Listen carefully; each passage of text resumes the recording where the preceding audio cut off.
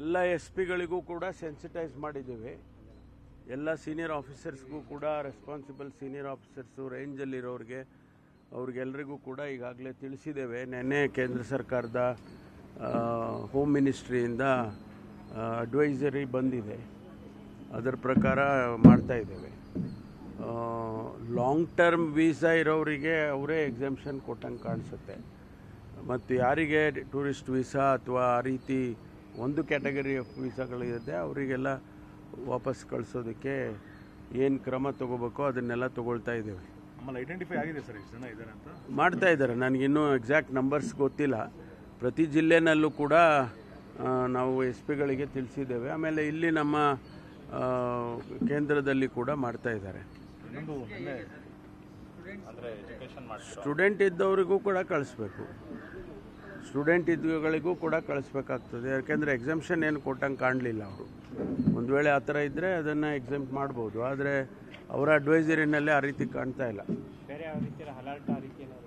ಅಲ್ಲ, ಅದು alert continuous ಆಗಿದ್ದೇ ಇದೆ. ಆ ಘಟನೆ ಆದಾಗಿಂದನೂ ಕೂಡ ಇಡೀ ದೇಶದಲ್ಲಿ ಅಲರ್ಟು ಎಲ್ಲ ಡಿ ಜಿಗಳಿಗೂ ತಿಳಿಸಿದ್ದಾರೆ. ಅದು it is an on going thing. ನಿನ್ನೆ ರಾತ್ರಿ ಲಿಂಗಾಯತರು ಮತ್ತು ಒಕ್ಕಲಿಗರ ಮೀಟಿಂಗ್ ಶಿವಚಂದ್ರಪ್ಪ ಅವ್ರ ಮನೆಯಲ್ಲಾಗಿದೆ ರೆಸ್ಪೆಕ್ಟ್ ಟು ಕಾಸ್ಟ್ ಸೆನ್ಸಸ್. ಗೊತ್ತಿಲ್ಲ ನನಗೆ, ಏನು ಚರ್ಚೆ ಮಾಡಿದಾರೋ ಗೊತ್ತಿಲ್ಲ. ಅವರೇನು ಇನ್ನೂ ಯಾವುದೇ ಹೇಳಿಕೆಗಳು ಬಂದಿಲ್ಲಲ್ಲ. ಸರಿ, ರನ್ಯಾರಾವ್ ಕೇಸಲ್ಲಿ ಸರ್ ಪ್ರೋಟೋಕಾಲ್ ಆಫೀಸರ್ ವಿರುದ್ಧ ಏನಾದರೂ ಕ್ರಮ ಈಗ ಸರ್ಕಾರದ ಮಟ್ಟದಿಂದ ಆಗಿದೆ? ಇನ್ನೂ ಅದ್ರ ಬಗ್ಗೆ ಏನು ವರದಿ ನನ್ನ ಹತ್ರ ಅಂತೂ ಬಂದಿಲ್ಲ.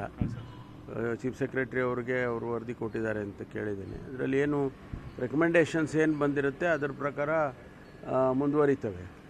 ಇನ್ನೊಂದು, ನೀವು ಈ ಹಿಂದೆ ಹೇಳಿದಂತೆ ರಾಜಕೀಯ ಮಾಡೋದು ಬೇಡ ಈ ವಿಚಾರದಲ್ಲಿ ಅಂತ ಹೇಳಿದ್ರಿ ದೇಶದ ವಿಚಾರ ಬಂದಾಗ. ಆದರೆ ಸರ್ಕಾರದ ಮಟ್ಟದಲ್ಲಿ PM ಅವರು ರಿಸೈನ್ ಮಾಡಬೇಕು ಅನ್ನೋ ಒಂದು ಮಾತು ಬರ್ತಿರೋವಂಥದ್ದು, ರಿಟಾಲಿಯೇಟ್ ಮಾಡೋದ ಸಂದರ್ಭದಲ್ಲಿ ರಾಜೀನಾಮೆ ಕೇಳೋದು ಸರಿ ಅಂತ ಇಲ್ಲ. ಯಾರು ಕೇಳಿದ್ದಾರೆ ಗೊತ್ತಿಲ್ಲ ನನಗೆ. ಯಾರು ಕೇಳಿದ್ದಾರೆ? ಸಂತೋಷ್ ಲಾಡ್ ಅಂತ. ಗೊತ್ತಿಲ್ಲ ಅವ್ರು ಯಾವ ಅರ್ಥದಲ್ಲಿ ಹೇಳಿದಾರೋ ಏನೋ ಗೊತ್ತಿಲ್ಲ.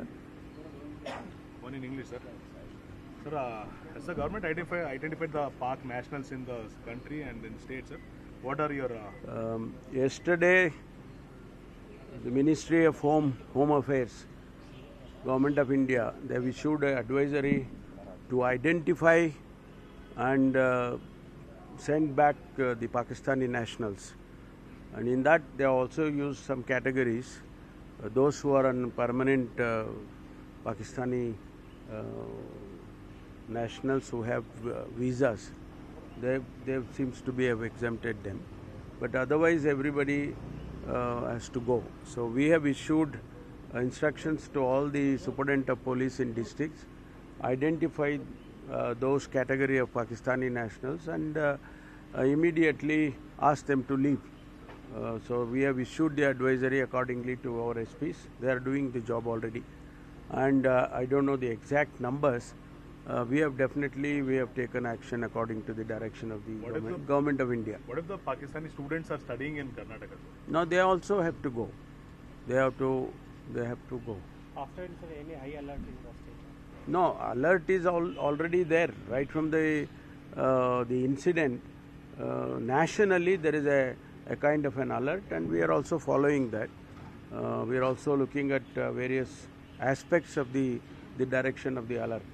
So one of the ministers from the Karnataka cabinet has demanded that the PM resigns because of the issue that has happened in Pahalgam. So how do you see about that? Intelligence failure? No, intelligence failure in the beginning itself everybody has said. I also said that. But this I no comments.